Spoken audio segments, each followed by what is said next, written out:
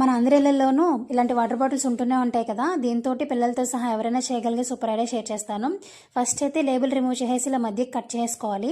ఇప్పుడు దీనికి colour paper అయితే అంటించుకుంటున్నాను. ఒకవేళ మీ దగ్గర కలర్ పేపర్ లేకపోతే పెయింటింగ్ కూడా వేసుకోవచ్చండి. కలర్ పేపర్ అంటించుకున్న తర్వాత ఎక్స్ట్రా ఉన్న పేపర్ని కట్ చేసుకోవాలి. ఇలా కట్ చేసుకున్న తర్వాత రౌండ్గా కార్డ్బోర్డ్ షీట్ తీసుకున్నానండి. దీనికి కూడా పేపర్ అనేది పైవైపున వేసుకోవాలి.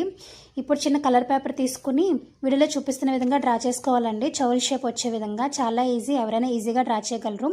ఇలా 2 పీసెస్ డ్రా చేసుకుని కట్ చేసుకోవాలి. దీన్ని కార్డ్బోర్డ్ మీద పెట్టుకుని కార్డ్బోర్డ్ కూడా ఇదే సైజులో కట్ చేసుకుని రెండింటిని అతికించేసుకోవాలి.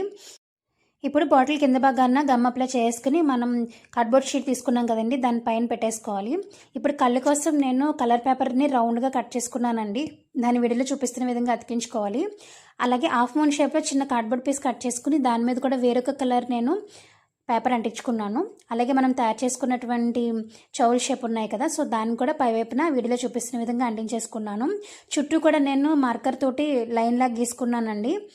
అలాగే మీసాల్లా కనిపించడం కోసం బ్లాక్ పేపర్ని ఇలా సన్నంగా కట్ చేసుకుని అతికించుకున్నాను. అంతేనండి, చాలా easy and beautiful pen holder అయితే రెడీ అయిపోయినట్టే.